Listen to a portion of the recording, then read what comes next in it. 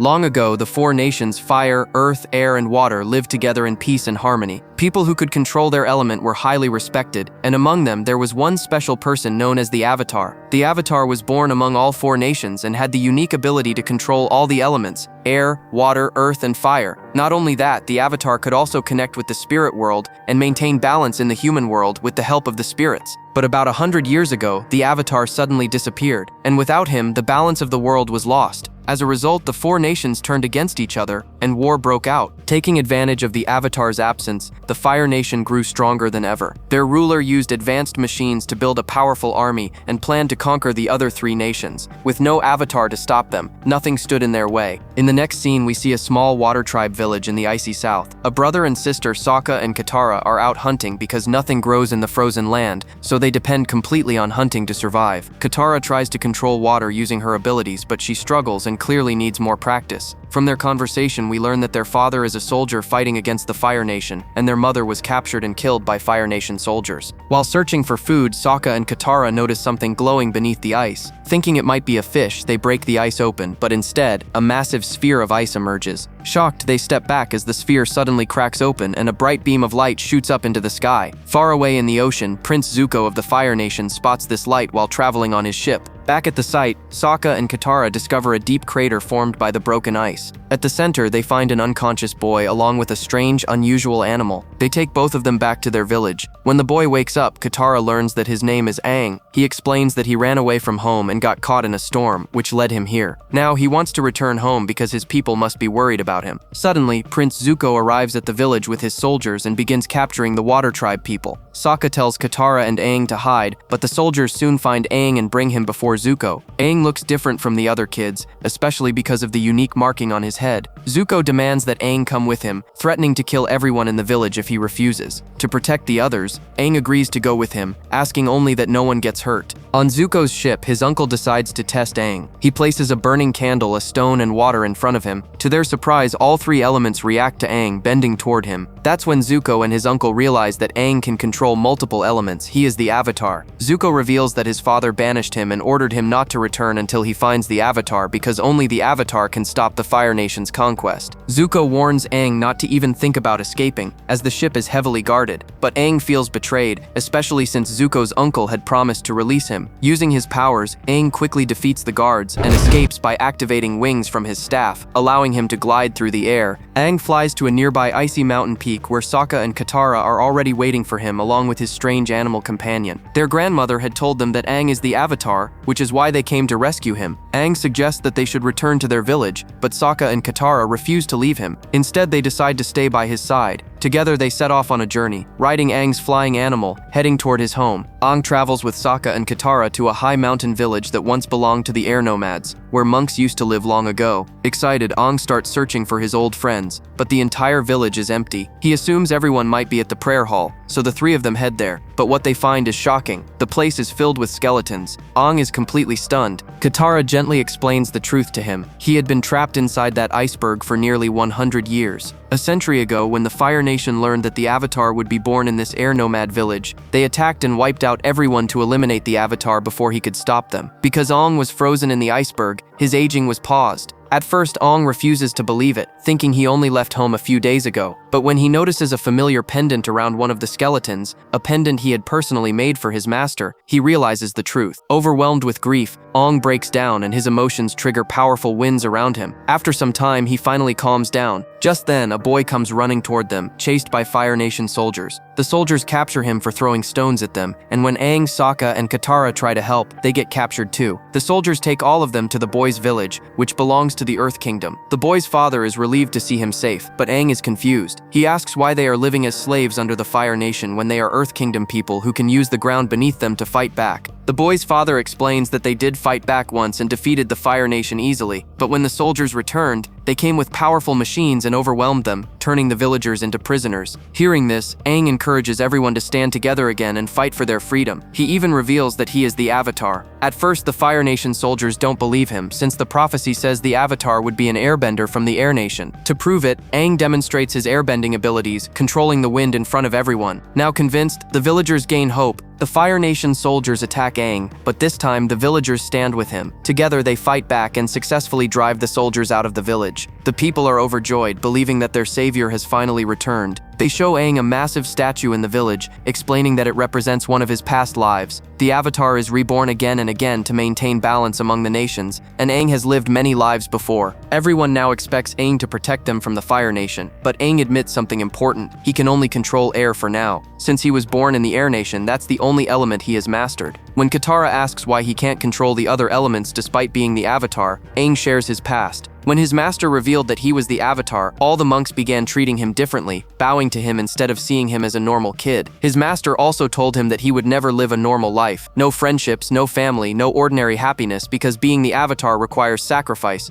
Aang wasn't ready to accept that responsibility. Afraid and overwhelmed, he ran away from the village. During his escape, he got caught in a storm and ended up in the ocean, where he remained trapped in the iceberg for 100 years until Sokka and Katara found him. After hearing his story, Sokka and Katara decide to help Aang master the other 3 elements. They plan to take him to different masters across the 3 nations so he can learn and finally become the Avatar the world needs. Aang tells Katara that he wants to learn waterbending first, since in the natural order, water comes right after air. His master had planned to teach him water before anything else, but Andrang ran away after discovering he was the Avatar, which is why he never got the chance to learn the other elements. So Katara and Sokka decide to take Aang far across the Earth Kingdom to the Northern Water Tribe, where skilled masters can properly train him. During their journey, Katara also starts teaching Aang waterbending herself. Being from the Water Tribe, she has some basic control over water, even though she's still learning too. As they travel, Aang suddenly has a vision telling him to visit a nearby air temple, where he believes he can find answers by connecting with a spirit, possibly even a dragon. However, Sokka and Katara strongly disagree with this idea. They know Fire Nation soldiers are already chasing them, and even a small mistake could put all of them in serious danger. Meanwhile, Aang struggles to control water because his painful memories keep distracting him. Unable to focus, he finally decides to follow the vision and heads toward the air temple on his flying animal. When Aang reaches the top of the mountain, he finds the temple completely destroyed by the Fire Nation. There's no one left until suddenly, a monk appears and approaches him. The monk recognizes Aang as the Avatar and seems genuinely happy to see him. He tells Aang that not everything was destroyed, and some important things inside the temple are still safe. Trusting him, Aang follows the monk into a hidden chamber filled with statues of his past lives, reminders that the Avatar is reborn again and again. But this turns out to be a trap. Fire Nation soldiers suddenly surround Aang and capture him. The monk had betrayed him and was secretly working with them. The soldiers tie Aang up, afraid he might use his powers to escape. It's revealed that this time, Aang wasn't captured under Prince Zuko's orders, but by a Fire Nation commander. The commander wants to capture the Avatar before Zuko does and present him to the Fire Lord, because he and Zuko are rivals. If Zuko succeeds first, he could become the next ruler, and the commander fears losing power or even his life. Before the commander can take Aang away, a mysterious masked warrior attacks the guards and frees him. Together, they fight their way through the soldiers and try to escape, but during the fight, Aang notices that the masked warrior is surrounded and struggling. He refuses to leave him behind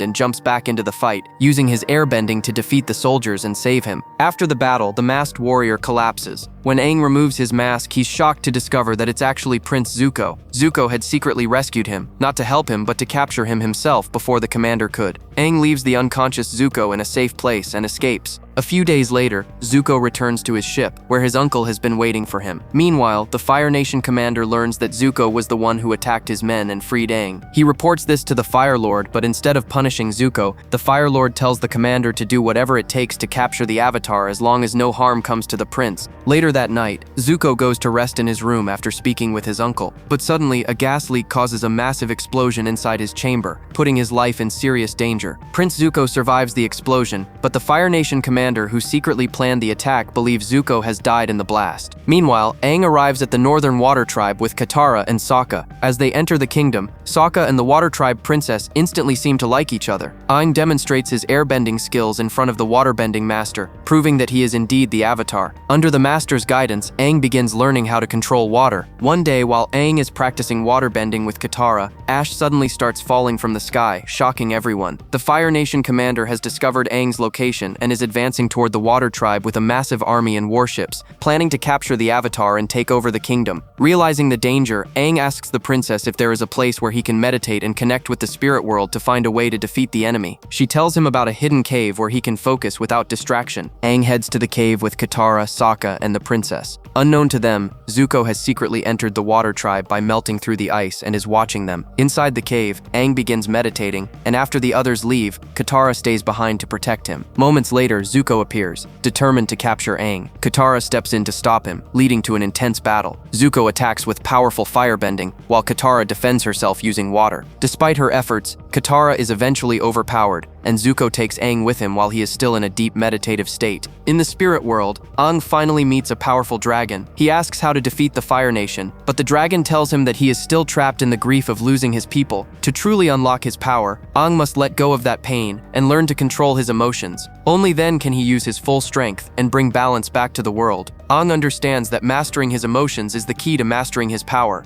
When Aang regains consciousness, he finds himself tied up. Zuko has captured him. Aang tries to escape, leading to another fierce fight between the two. Just as Zuko is about to gain the upper hand, Katara arrives and attacks him, trapping him in ice. Aang shows mercy by melting the ice near Zuko's face so he can breathe and survive. As Aang and Katara return outside, they see that the Fire Nation has already invaded the Water Tribe, causing chaos everywhere. The Water Tribe warriors fight bravely, and as night falls, their strength increases because of the moon's power. However, the Fire Nation commander already knows this secret. He enters a sacred cave where a small pond holds two glowing fish, the spirits of the moon and the ocean. Ignoring all warnings, the commander captures the moon spirit fish and pulls it out of the water, intending to destroy it and weaken the Water Tribe. Zuko's uncle tries to stop him, knowing that killing the moon spirit would disrupt the balance of the entire world, but the commander refuses to listen and kills the fish. Seeing the moon spirit fish destroyed, Zuko's uncle is filled with rage and unleashes powerful flames from his hands. The Fire Nation commander is terrified by this and quickly runs away. With the moon spirit gone, the moon turns completely red, shocking everyone. The Water Tribe princess immediately understands what has happened and rushes to the sacred cave with Sokka. When she sees the lifeless fish, she is heartbroken. Zuko's uncle explains that the only way to restore balance is through a sacrifice. If someone gives their life, the moon spirit can be brought back. Sokka tries to stop the princess, unable to accept losing her, but she chooses to sacrifice herself. She reveals that her life was once saved by the moon spirit, and now it's her turn to return that gift. She steps into the water and gives up her life. As she fades away, the moon spirit is restored. The moon returns to its normal color, and balance is finally brought back to the world. In the next moment, we see Prince Zuko and the Fire Nation commander face each other. A fierce battle begins between them, but Zuko's uncle stops him, telling him that there's no point in fighting anymore since they've already lost the chance to capture the Avatar. Zuko listens and begins to leave, but the commander attacks him from behind. Just in time, Zuko's uncle saves him, and the two escape together. Shortly after, Water Tribe warriors arrive and defeat the commander, ending his threat for good. Meanwhile, Aang is still fighting the Fire Nation soldiers. He reaches the entrance of the Water Tribe and sees an entire fleet of warships advancing toward them. At that moment, Aang remembers the dragon's words and finally gains control over his emotions. As he focuses, the ocean begins to respond to his power. Massive waves rise into the sky, growing higher than the tallest structures in the Water Tribe. The Fire Nation soldiers are completely terrified. Seeing the overwhelming force of nature, they surrender immediately. Even the soldiers on the warships give up, knowing that if Aang releases those waves, they would all be destroyed in an instant. But Aang chooses mercy. He calmly lowers the ocean back to its place, sparing everyone's lives. The Fire Nation retreats and peace is restored, at least for now. When Aang returns, the people of the Water Tribe bow before him in respect, finally recognizing him as their true protector. In the final scene, we see the Fire Nation ruler disappointed by both the death of his commander and his son's failure. He now places his trust in his daughter, assigning her the mission to capture the Avatar. He also reveals that a powerful comet will soon pass close to Earth, greatly increasing their firebending abilities. With this new power, they plan to launch another attack. The princess accepts the mission with confidence, believing she can succeed where her brother failed.